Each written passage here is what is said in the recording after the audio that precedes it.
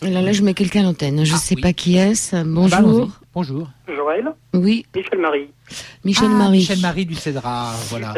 Voilà, Michel Marie du Cédra. Bonjour Michel Marie. Bonsoir. Bonsoir. Bonjour.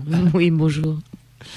Le Cédra, c'est en France, hein, donc on est à la même heure. On est sur la problématique des déchets. Voilà, gros morceau. Eh bien, Michel, attaque le gros morceau, parce que c'est vrai qu'il faut en parler. Là, on est en bout de chaîne. Le monde très joli du nucléaire, et il nous laisse quoi? Il nous laisse des monceaux de déchets pour des milliers ou des millions ou des milliards d'années. Et qu'est-ce qu'on va en faire? Eh bien, tu vas nous en parler. Vous avez parlé tout à l'heure de champagne et de bouchons de champagne. Eh bien, c'est là que je vais vous amener. C'est un pied sur la Champagne et un pied sur la Lorraine, puisque c'est là que la France a décidé de mettre ses déchets. Et donc, ces deux régions, Lorraine-Champagne, mais surtout Champagne, devient la poubelle nucléaire de la France. Et c'est vrai que quand je dis c'est un gros morceau, je dirais que c'est pire que ça. Alors, je suis désolé, mais je vais en mettre une couche sur le fait que la soirée n'est pas très jouissive. Mais on découvre avec ces déchets nucléaires qu'il y a une catégorie, ça a été la Hague, on les stocke à la Hague, puis on découvre qu'il y a une autre catégorie de déchets nucléaires et on les stocke à Soulaine dans l'Aube en Champagne, puis après une autre catégorie encore, c'est Morvilliers en Champagne, et puis une autre catégorie c'est Bure, le fameux Bure 500 mètres de profondeur. Effectivement, des toxicités extraordinaires, des durées de vie sur des centaines de milliers d'années, voire des millions d'années. Et puis, il y a encore d'autres catégories de déchets. Il y a quelques années, je ne sais pas trop comment dire, mais on était concerné par une nouvelle poubelle nucléaire, un nouveau site à rechercher pour des déchets dits FAVL, faible activité à vie longue. Et justement, je pense que ces FAVL étaient quelque chose d'intéressant parce que vous avez souligné tout à l'heure, avec le Québec par exemple, et pas seulement, mais que ce qu'on peut faire. Et ben voilà un exemple, il y a à peu près 2 ans maintenant, où l'État cherchait un site en France, 3115 communes, dont dans le Lot, chez notre ami Jean-Luc, et aussi en Champagne, en Lorraine, enfin un petit peu partout. Et donc l'État cherchait des communes volontaires. Il y en a eu un certain nombre, il y en a eu une quarantaine sur les 3115. Et puis les 2 qui ont été retenus par l'État, encore dans l'Aube, en Champagne, et bien là, les populations se sont prises en main, se sont informées, notamment auprès des associations telles que les nôtres. Et puis là, se sont créées une association et ont fait revoter leur municipalité, avec bien du mal quelquefois, mais bien marche arrière. Et donc, les populations ont réussi à se faire entendre et le projet a capoté, j'allais dire. Voilà. Donc, vous voyez qu'il y a toujours des choses à faire. Donc, c'est une bonne nouvelle. Donc, sur toutes ces communes qui devaient être rémunérées grassement pour que la population autour, finalement, vive à côté d'un futur charnier, on peut dire, parce que je veux dire. Donc, pour l'instant, il n'y a pas une commune qui a été retenue? Alors, pour l'instant, il n'y a pas une commune qui a été retenue. Alors, ils sont où les déchets entre-temps? Alors, il est clair. Alors, ceux-là, c'est compliqué parce qu'il y en a tellement de catégories qu'il y en a auprès des centrales, il y en a à la Hague, en attendant, il y en a qui devaient être au budget, en centre de stockage temporaire. C'est pour dire qu'on en a, au moins en France, on en a des monceaux et des monceaux sur les bras. Alors, ça ne résout pas le problème. Quand ces communes ont retiré leur candidature, je dirais le projet est toujours pendant parce que l'État et les industriels du nucléaire ont toujours ces déchets sur les bras et sont en train de réfléchir comment faire pour retrouver une nouvelle commune qui accepte cette poubelle avec sa manne financière qui va avec. Et donc là, on est ce que vous disiez aussi juste avant, dans un système, le système démocratique dans lequel on est. On a la nette impression qu'au jour d'aujourd'hui, avec ces déchets, on est en train de venir vous voir à tel ou tel endroit en France, et en vous disant, voilà, on a un gros problème sur les bras, il faut se débarrasser de ces déchets, et voilà, on va vous donner de l'emploi, on va vous donner de l'argent, et comme on vous donne un maximum, vous vous sentez plus ou moins obligé d'accepter. Donc c'est cette démocratie qui pose problème, parce qu'il n'y a pas du tout de débat, il n'y a pas du tout de... Non, c'est le chèque qui arrive sur un plateau. Comme au Canada. Comme partout, la Corée a exactement le même système. L'Espagne, on voit l'Espagne en ce moment, puisque c'est l'actualité. Je crois que c'était ce week-end qu'il y avait une grosse manifestation dans le centre de l'Espagne où un village vient d'être ciblé.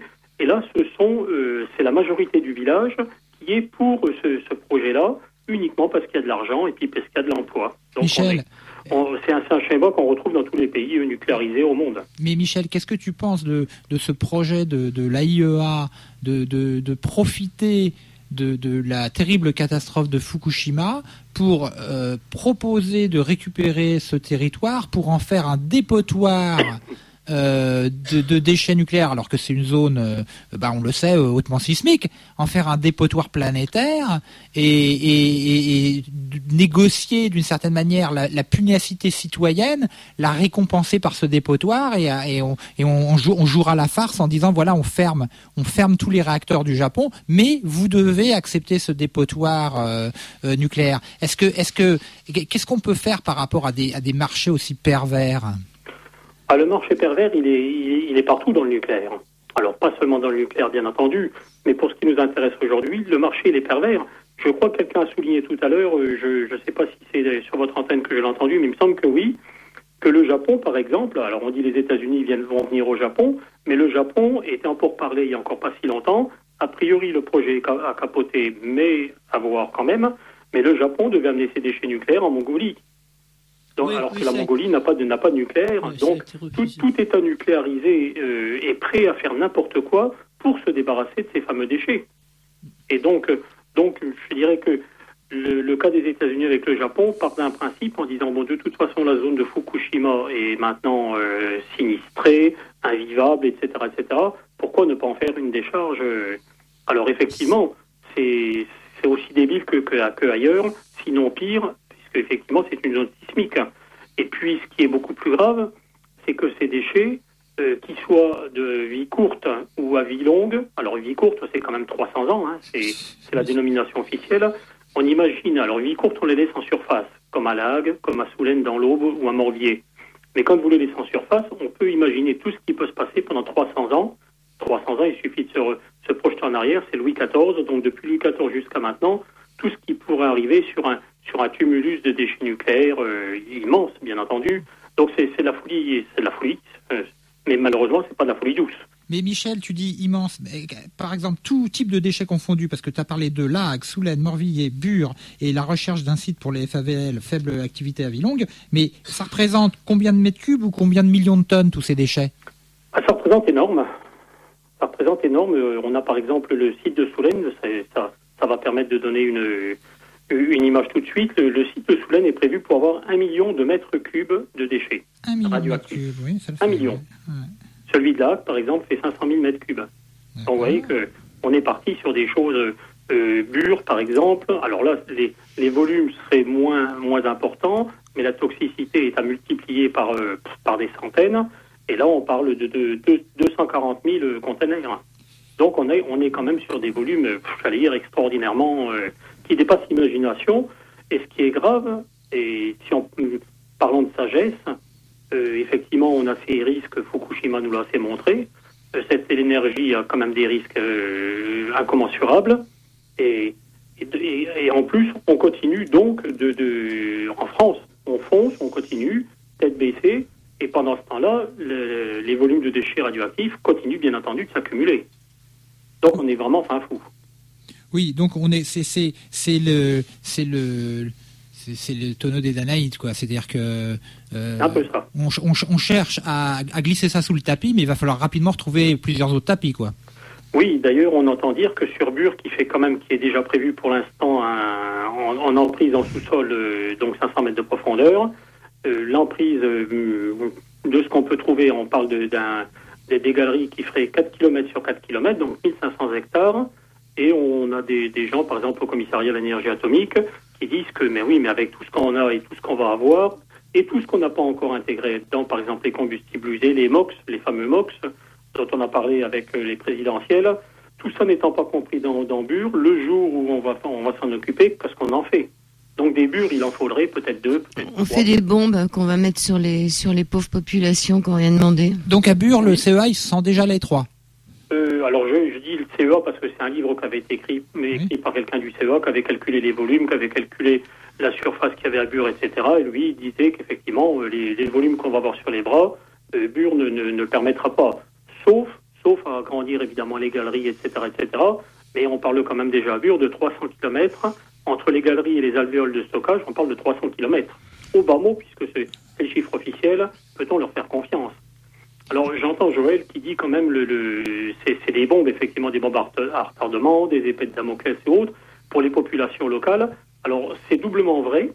Alors déjà les populations locales, c'est vrai, parce qu'on vient de découvrir quelque chose qui est tout neuf, c'est quasiment un scoop, c'est qu'on nous a fixé sur de l'enfouissement. Bure, laboratoire au départ, maintenant c'est de l'enfouissement.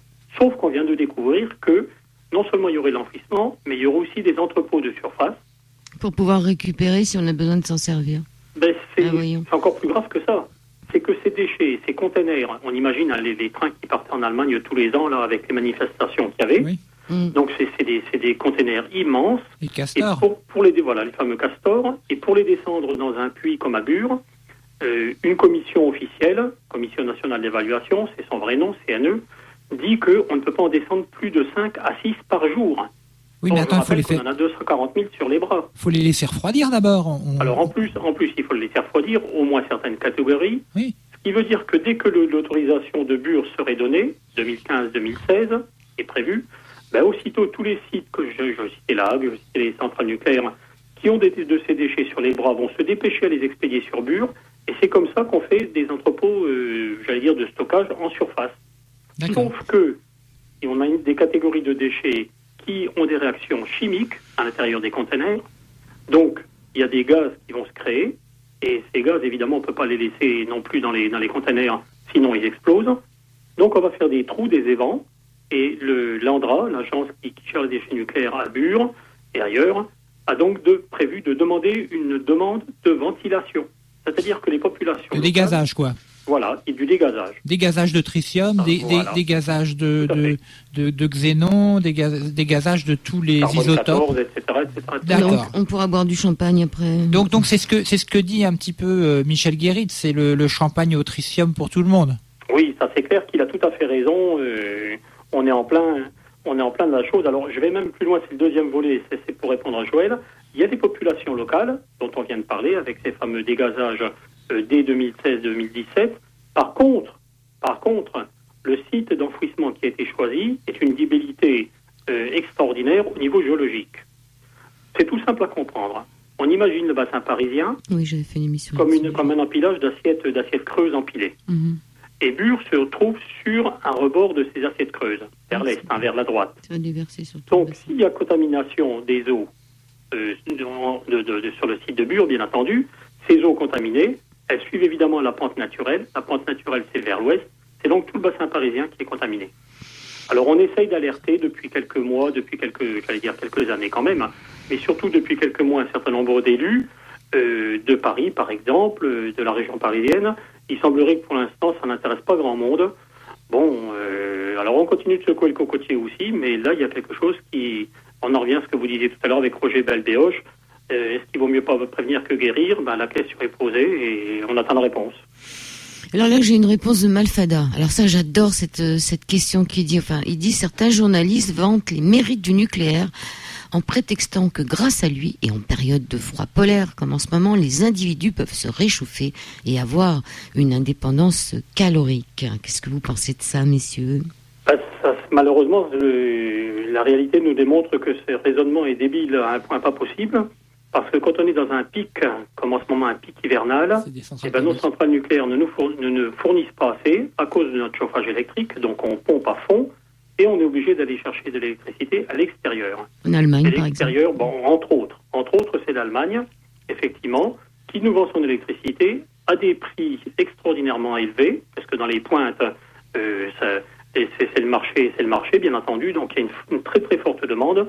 Donc ce qui veut dire qu'en été, quand toute personne n'en a besoin, on exporte notre électricité pas trop cher, oui. Et en hiver, on l'importe à des prix qui défient toute concurrence, mais dans le mauvais sens.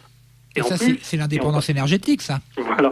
Mais en plus, si on parle de l'Allemagne, c'est encore plus grave. Parce que comme on importe de l'électricité d'Allemagne et que l'Allemagne, on nous le dit assez, qu'elle fait son électricité avec du charbon, ce qui veut dire qu'en hiver, on fabrique de l'électricité via l'Allemagne, et là, on dégage du CO2, nous, Français, bien comme il faut, malgré notre parc nucléocrate. Donc, vous voyez que vraiment, on marche sur la tête à plein, quoi.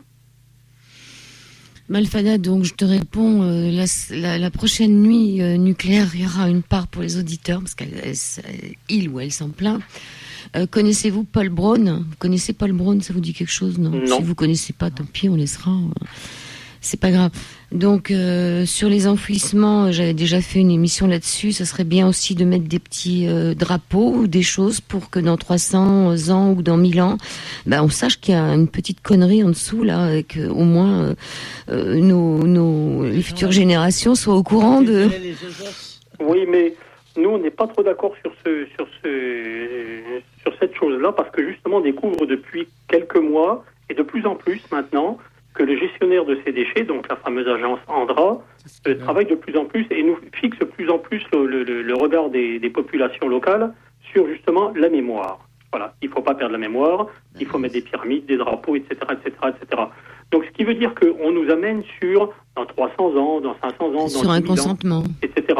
Alors sauf que nous on dit, ce qui est beaucoup plus grave, c'est que, je vais être trivial, mais les emmerdements risquent d'arriver quasiment dès les années suivantes. Dans le sous-sol, personne ne sait ce qui s'y passe. Le sous-sol de Bure est gorgé d'eau, il y a des aquifères majeurs.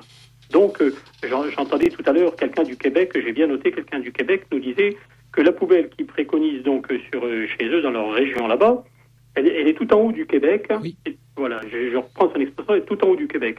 Et nous, on est exactement de la même manière. On est tout en haut du bassin parisien, je le rappelle. Mais c'est étudié pour. Normalement, ça devait être dans un endroit très sec. Et surtout, qui est surtout pas d'eau, justement, qui ne puisse pas être contaminé, qui ne puisse pas amener la contamination un petit peu, Dieu seul sait où. Donc là, on a tout faux. Avec Bure, si l'enfouissement, c'est pas moi qui l'ai dit, je reprends ce que j'ai entendu, si l'enfouissement est une folie, l'enfouissement à Bure, c'est un crime. Et surtout pas là qu'il fallait aller. C'est des ingénieurs, donc on fait des calculs. Alors est-ce que ils ont non, qui est-ce qui a décidé de mettre ça là? Alors c'est intéressant quand même l'historique de Bure, parce que justement on découvre que ce site a été choisi, j'allais dire par défaut. Parce qu'en fait, le projet date de 1993. Or, ce projet a été amené à Bure en 93 uniquement parce que l'État, l'agence Andra, etc., se sont fait mettre à la porte dans d'autres régions. Et où la géologie était soi-disant meilleure que ailleurs. Et puis comme l'État s'est fait mettre à la porte, en fait, on a fini par trouver un site qui s'appelle Bure, où il n'y avait pas beaucoup de monde, 6 habitants kilomètre carrés. Les conseils généraux étaient pour parce qu'on leur donnait de l'argent et de l'emploi. Donc je dirais, le Bure était choisi par défaut. Et là, c'est grave, parce que ça montre que la géologie n'est pas si terrible que ça, en fait. Bon, faut espérer que ça se construise pas à Bure. Donc, en plus, le fait de mettre des pyramides, c'est un consentement, quelque part. On consent le fait que, finalement, ça soit enfoui. Parce que c'est un consentement. C'est bien pour ça que nous, en tant que citoyens et élus, puisqu'on a des associations et de citoyens et d'élus, le but, c'est d'empêcher ces aberrations d'enfouissement. Notre objectif, c'est donc Bure.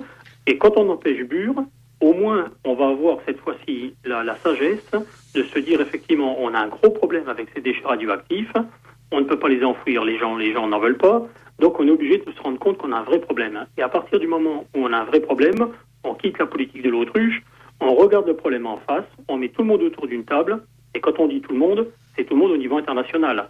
Parce qu'il faut savoir que tous ces problèmes d'enfouissement, ça bloque dans tous les pays nucléarisés. On parlait du Canada tout à l'heure, et il est vrai que le Canada, il y a des gens qui s'opposent, mais c'est vrai aussi en Allemagne, on le voit avec les fameux trains qui remontent, c'est vrai aussi en Espagne, c'est vrai aussi en Suisse, en Italie. Donc tous les pays nucléarisés qui cherchent à se débarrasser de leurs déchets par un trou profond de 500 mètres, partout les populations refusent. Et on voit quand même en plus qu'il y a une montée de l'opposition, même en France, qui monte de plus en plus. Donc c'est encourageant. Il serait temps quand même. Le plus grand site d'enfouissement qu'ils sont en train de construire se trouve en Finlande. Alors pas tout à fait. C'est vrai qu'on nous fixe beaucoup sur la Finlande uniquement parce que c'est le site qui est le plus avancé. Sauf que la Finlande, son site ne peut pas être le plus grand parce que la Finlande n'a que, entre guillemets, 4 réacteurs. Oui, mais ils accueilleront de déchets aussi. Voilà, donc, comme tout à l'heure, quand vous avez cité la Mongolie, oui, vis-à-vis du Japon, il n'y avait pas seulement le Japon comme client. Non. Il y avait aussi Areva. Effectivement, il y avait plusieurs clients. Alors moi, je ne sais pas s'il y avait la France. Si, il y avait la France. Oui, mais ça n'a rien d'étonnant, tout à fait. D'ailleurs, dans les nouvelles, c'est pas le Japon qui a été cité. Je sais très bien, puisque je suis en contact avec un réseau mongolien. Oui. Et c'était justement la France, le premier client. Parce que la France obtient de l'uranium là-bas en Mongolie. C'est vrai, donc, oui. ils voulaient faire un échange. D'accord. On vous prend l'uranium, on vous rend les déchets. Le peuple n'a pas marché. Oui. Comme quoi, voilà. Ils sont pas mongols ou Mongolie, alors ? On a l'impression qu'en face de nous, on dit toujours le pot de terre contre le pot de fer. Nous, ici à Bure, on a plutôt une autre image. C'est la fronde contre la bombe atomique. Donc ça montre tout de suite un peu le rapport de force. Oui. Mais l'exemple de la Mongolie, comme d'autres exemples, nous montre quand même que, non, il y a quand même des choses qui se passent. Et je pense que justement l'opinion publique, notamment en France, l'opinion publique est quand même en train un petit peu de se réveiller. Alors jamais assez vite, jamais assez tout ce qu'on veut. J'ai un autre exemple, moi, sur Bure, où les carottes étaient cuites, j'allais dire. La résistance autour de Bure est insignifiante par rapport à ces masses d'argent qui arrivent, à ces emplois qui sont promis et qui commencent à arriver. Sauf que, voilà 2 ans, une des 4 communes qui est pressentie pour l'enfouissement, puisqu'il y a Bure et puis quelques communes aux alentours, une de ces 4 communes, par délibération municipale, vient de refuser l'enfouissement sous ses pieds. Et ça, c'est tout nouveau. Pendant 15 ans, les municipalités n'ont rien dit. Et là, elle vient de dire « je refuse ». Alors, ça ne change rien au problème, j'allais dire officiellement, puisque l'État balaye d'un revers de main et en disant vous pouvez dire ce que vous voulez, mais nous, on passe outre. Mais ça n'empêche que. Et puis, on a vu aussi la création d'une association, juste localement, les habitants vigilants de Gondrecourt-le-Château et de son canton, qui n'existait pas, qui vient de se créer il y a quelque temps. Donc ça montre quand même qu'il y a quand même une montée quand même de cette sensibilisation citoyenne, j'allais dire. Alors moi, je voudrais dire quelque chose. Alors, le fait qu'on fasse ce genre d'émission, est-ce qu'on n'est pas en train de les servir quelque part ? Je vais vous dire pourquoi. Hier matin, notre cher président Nicolas, a dit que de toute façon, les vieilles centrales n'étaient pas si vieilles que ça et que ça continuerait. Et alors, on nous a dit aussi il y a quelque temps qu'on allait avoir 30 ou 40% d'augmentation EDF dans les années qui arrivaient. Je me trompe pas ? Oui. Et pourquoi ? Parce qu'il faut que ces centrales, ça coûte cher. Voilà. Alors je me pose la question, est-ce qu'on n'est pas en train de prendre le fouet qui nous, est-ce que c'est comme ça qu'il faut se battre, quoi ? Parce que finalement, ce genre d'émission qu'on fait, ça prouve que les centrales, il y a ces déchets, il y a ci et ça, et d'un autre côté, on paye l'électricité plus cher parce que EDF, etc., Areva, ils ont besoin d'argent pour vous comprenez ce que je veux dire ? Est-ce que vous comprenez ce que je veux dire ? À moitié. À moitié, mais je pense que mais vous l'avez dit tout à l'heure, il y a quand même une chose fondamentale pour que les gens bougent, parce que c'est quand même la question, et pour que les gens bougent, que nos concitoyens bougent, il n'y a qu'une chose qui peut déjà à la base. Mais ça bouge de l'autre côté aussi, c'est-à-dire que de l'autre côté, ils nous disent oui, vous plaignez, il faut que ces centrales elles soient au top, elles sont vieilles, il faut les refaire, il y a les déchets à sortir, tout ça, ça coûte. Ouais, moi je pense que oui. on l'a bien vu avec Hélène Caldicott. Tu dis tout ça, ça coûte, non, parce que la preuve, on va avoir, je sais pas, 30 ou 40% en 2 ans de DF en plus. C'est de la finance, c'est de l'économie. Le vrai coût, je dirais, ce sont les coûts COUPS, c'est-à-dire c'est le côté sanitaire. Et si tu veux rentrer au fin fond du problème, justement, tout à l'heure, avec Étienne Chouard, on va rentrer dedans. Je suis d'accord avec toi. C'est un problème de démocratie. Mais de l'autre côté, ce que dit Michel Marie. Non, mais c'est en ça que notre émission est importante. Ce que dit Michel Marie, c'est qu'il voit une augmentation de l'action citoyenne. Non seulement, effectivement, elle augmente dans le nombre de groupes locaux citoyens qui prennent en charge des problèmes, que ce soit les gaz de schiste, que ce soit le nucléaire, mais aussi elle change de nature. C'est-à-dire que si le lobby nucléaire mute et c'est-à-dire de plus en plus se montre tyrannique, impose ses décisions à l'international, on s'aperçoit que les mouvements citoyens comprennent qu'il s'agit d'une tyrannie et que donc il faut réfléchir aux bases de la démocratie. Et c'est là où l'intervention d'Étienne Chouard est assez importante, parce que lui, il va parler du rapport justement entre la lutte écologique, donc et plus élargie même que le domaine antinucléaire, c'est-à-dire la lutte écologique totale, doit justement comprendre que sa racine, le moyen de gagner le combat, c'est justement de revivifier la démocratie. C'est-à-dire de faire en sorte que justement la parole du peuple, où qu'elle se trouve, retrouve son poids et deviennent la parole de décision. C'est la clé de voûte. En tous les cas, si vous nous écoutez, sachez qu'on a bien compris que vous jouez autant qu'on peut jouer nous-mêmes. Hein, je parle pas du Cédra, mais qu'on n'est pas dupe, hein, et que vous pouvez monter les factures. En vérité, ça joue contre vous, parce que je veux dire, c'est à vous de payer ce nucléaire, et c'est pas à la population de payer, alors que finalement ça va mal dans le monde, et de nous imposer comme ça des factures qui augmentent, c'est une honte. C'est une honte. Joël, si les factures augmentent, ça montre bien, c'est ce que vient de dire la Cour des comptes, ça montre bien que justement tous ces coûts cachés qui existaient, où on a minimisé le prix du nucléaire jusqu'à maintenant, enfin d'électricité nucléaire jusqu'à maintenant, et aujourd'hui, même EDF est obligé de reconnaître que le coût qu'on donne au nucléaire, en fait, ne correspond pas du tout à la réalité, et que il va bien falloir effectivement augmenter le prix, parce que les cocottes minutes qui commencent à vieillir, elles vont nous coûter cher en réparation, parce que toutes les lignes électriques dont on ne s'en est pas occupé jusqu'à maintenant ou pas assez, va bien falloir s'en occuper. Donc, parce qu'il y a des déchets. Donc ce nucléaire, alors ne parlons pas des déchets bien sûr, puisque ça effectivement, on parlait de 15 milliards d'euros quand même pour le site de Bure, et on vient de découvrir il y a quelques mois, c'est tout récent aussi, que maintenant on parle de 35 milliards d'euros. Alors aujourd'hui et demain, nous on extrapole en disant, et demain qu'est-ce qu'on va nous dire quand il va falloir payer vraiment l'addition, si ça se faisait jusqu'au bout. Donc effectivement, je dirais le coût du nucléaire est complètement surfait ou sous-fait. Il est complètement minimisé. Et là il n'est pas évaluable même. Il faudrait payer la vraie addition. Et je pense que la Cour des comptes est très intéressante si on lit bien son rapport. Elle est justement en train de dire, on est aujourd'hui à un carrefour, et c'est aujourd'hui que ça se passe. C'était pas il y a 10 ans ou c'était pas dans 20 ans. C'est aujourd'hui que ça se passe. On a des choix à faire. Soit on rafistole nos vieilles cocottes minutes et ça va nous coûter très cher. Soit alors on sort de ce bazar-là tout de suite et on se lance dans des choses intelligentes, style négawatt, avec l'efficacité énergétique, les énergies renouvelables, etc. Donc on va passer justement par rapport à ça, on va passer à Étienne Chouard qui va parler de la démocratie, revitaliser la démocratie pour justement permettre un véritable arrêt immédiat du nucléaire et donc de produire tous ces déchets ingérables. Alors le site du Cédra, vous pouvez le rappeler? Alors oui. Alors le site du Cédra, on en a deux. On en a un, vous avez parlé de Michel Guérit, qui a un site où on parle beaucoup de Soulaine, de Bure, etc., donc de tous les déchets nucléaires. C'est www.villesurterre.com. Et Ville sur Terre, c'est attaché, VI2LE, SURTE2RE. Villesurterre.com. Et puis il y en a un deuxième, c'est donc www.burstop, attaché, BURESTOP.EU. burstop.eu. Merci en tout cas. Juste encore un petit message, oui. C'est vrai que la soirée paraît un peu plombée et haute, mais non, c'est du positif qu'il faut dire, c'est l'espoir qui est derrière.